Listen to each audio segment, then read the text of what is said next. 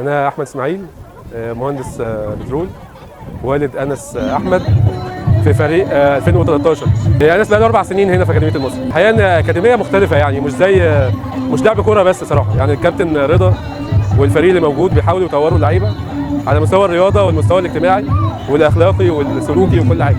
لا، أكاديمية مصر أكاديمية محترمة جدا صراحة، وبيحاولوا طبعا المستوى بيتقدم من كل شهر للشهر الثاني. يعني هم كمان بيطوروا أساليب التدريب من وقت للتاني، بيجيبوا مدربين اكتر، بيعملوا تدريبات تخصصيه.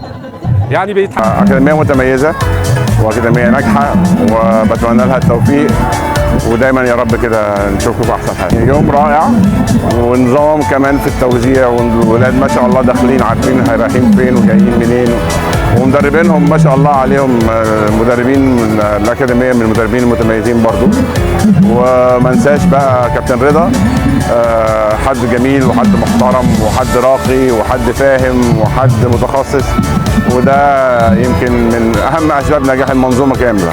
بيعمل كل يعني الحاجات اللي تفرح الاولاد. بصراحه كابتن رضا مشكور جدا، يعني بيهتم بالولاد في كل الجوانب، بالنسبه للتعليم، بالنسبه للقرآن، بالنسبه للحاله النفسيه، الحاله الرياضيه، للتغذيه، احتوائه للاطفال. ويعني بصراحه الاكاديميه دي ما تحسش ان هي اكاديميه زي اي اكاديميه تانية. بصراحه اول ما جيت الاكاديميه هنا لقيت التزام غير عادي، دي اكتر حاجه عجبتني في الاكاديميه. كابتن رضا بيقدم كل ما اوتي من قوه علشان يطلع احسن حاجه في اللاعب.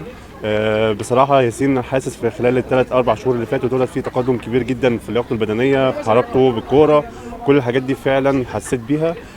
مش بيعلموهم بس ازاي يكونوا لعيبه كوره، بيعلموهم ازاي يحبوا بعض، ازاي يتعاملوا مع اولياء الامور بطريقه كويسه، بيعلموهم ازاي اهم حاجه يكون قبل التمرين المذاكره، الصلاه، دايما يتكلم معاهم على احترام الوالدين.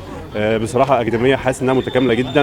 بنحس ان احنا وسط اسرتنا، مش جايين بنقضي ساعتين عشان ولد يتمرن ويمشي، لا يعني بنشوف حاجات بصراحه ما شفناهاش في اماكن. 2016 بتهتم بكره القدم، بس ده كمان في جانب لحفظ القران الكريم، دروس تاسيس، وفي رحلات. لا بصراحه الاكاديميه مميزاتها كتيره جدا. هو في الاكاديميه هنا بقاله حوالي 3 سنين تقريبا. والله وانا جيت هنا الاكاديميه المصري بعد ما رحت اكتر من مكان، فلو عملنا مقارنه بسيطه هلاقي ان انا اول حاجه هنا شد انتباهي فكره ان الاكاديميه بتركز على بناء الشخصيه قبل بناء الرياضه نفسها.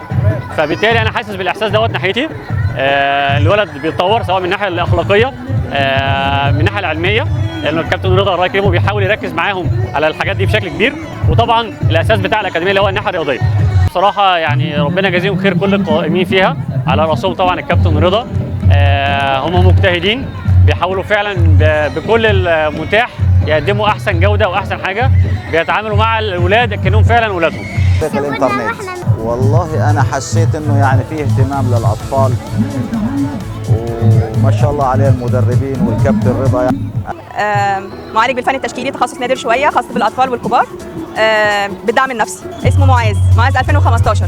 جيت هنا بناء انا الاول عملت سيرش على الفيسبوك، وبعدين لقيت يعني في ناس بتشكر في الاكاديميه وارتحت ليها نفسيا. وبعدين قعدت الفتره اللي فاتت اول شهر بقيم الاكاديميه من ناحيه التعامل، بالنسبه لي النفسيه كان شيء مهم جدا عشان ده تخصصي. التعامل النفسي مهم قوي، ما يكونش فيه احباط في التعامل، بيكون فيه تحفيز، بيكون في تشجيع. جيت برضو علشان فكره الرياضه الجماعيه مهمه جدا للاطفال بالذات الاولاد، علشان التعامل مفتش سلبيات خالص. حبيت سلوك ابني اتغير، التعامل بتاعه اتغير، انا بصل الناحيه دي اكتر من فكره انه يبقى محترف في الكوره او كده. لا حاجه هنا المتابعه والانتظام، ولو ما بيهتموا بالطفل. بيتابعوا معاكم في البيت؟ ايوه، في رعايه، وفي كابتن رضا بيشوف اللعيبه ويراعي معاهم. طيب الولاد سلوكهم اختلف في المده اللي احنا قعدنا فيها هنا؟ اكيد طبعا السلوك اختلف.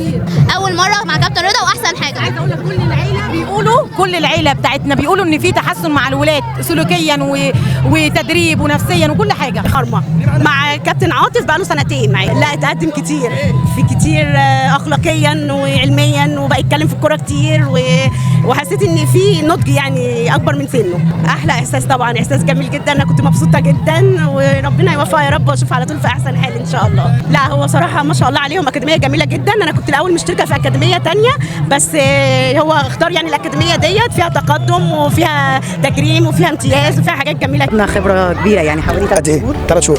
طيب احكي لنا بقى حضرتك شفت ال3 شهور دول ازاي؟ والله انا اول ما جيت كنت جايباه يعني علشان ما يلعبش في الشارع، ما يتعرفش على حد، بس حقيقي من اول شهر الموضوع اختلف، التفكير اختلف. بقيت يعني خلاص هو في موهبه وعايز يطلعها، وحقيقي الكابتن رضا والكابتن معاذ والكابتن انس كل الكباتن اللي في الاكاديميه بيشتغلوا على ده كويس جدا. في تقدم جامد وكابتن رضا الاهتمام بيهم وكده، يعني ما شاء الله يعني كلهم. جيت 2014 الحقيقه انا عرفت الاكاديميه كنت في جامعه مصر، ولقيت كذا ولي امر هناك كانوا في ماتش هناك وشكروا جدا في اكاديميه المصري وبالاخص كابتن رضا المصري. والحقيقه جيت اشتركت هنا. الحقيقه هم بيهتموا بالاطفال جدا وبيهتموا طبعا بنظام التغذيه بتاعهم، ان الولاد الرياضه بتاعتهم ما تاثرش على. منظم جدا. كابتن رضا كان مسيطر على الوضع رغم ان الناس كتير جدا بصراحه، واليوم كان مرتب، والتوزيع الجوائز كان برضو كويس جدا، والاغاني والاطفال بسطوا. المصري الجو الاسري اللي كابتن رضا بصراحه عامله والكباتن عاملاه، مش بس بيهتم بالولد على المستوى الكروي او الرياضي او الحاجه من الحاجات دي كلها، بالعكس ده هو كمان بيهتم بالجانب التعليمي والجانب الاخلاقي والجانب الرياضي. في تغيير جذري في اخلاق الولد اولا، ثم المهارات الكرويه اللي بدات تظهر معه او تاتي معه، يعني لان اللاعب سابق لو كان في الدرجه الثانيه او الثالثه يعني. الحمد لله اتحسنا شويه عن الاول، ما كانش يعرف اي حاجه طبعا عن هو حارس مرمى تدريب حراس المرمى، هو ما كانش يعرف حاجه عن حراسه المرمى، لكن الحمد لله بدا يتحسن واحده واحده.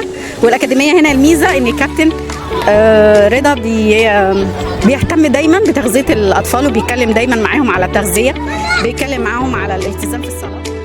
طبعا يعني الأكاديمية هنا جميلة جدا وعاملة جو أسري جميل فعلا، زي ما كل هنا يعني بتهتم بحاجات كتير، والكباتن كلها ما شاء الله يعني كلهم لازم برضو آخر التمرين بيقفوا يشجعوا الولاد، دي حاجة أساسية أساسا عندهم، يعني ما حدش بيتخطى الموقف ده بصراحة، ودي حاجة حلوة خاصة للسن اللي هو الصغير، خاصة ابني يعني.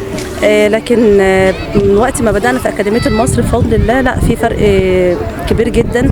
الماتشات الخارجية فرقت، معاملة الكباتن الله أكبر عليهم كلهم غاية في الاحترام، ده بخلاف طبعا يعني ربنا يبارك له كابتن رضا، يعني أب روحي للولاد كلهم بصراحة ما شاء الله.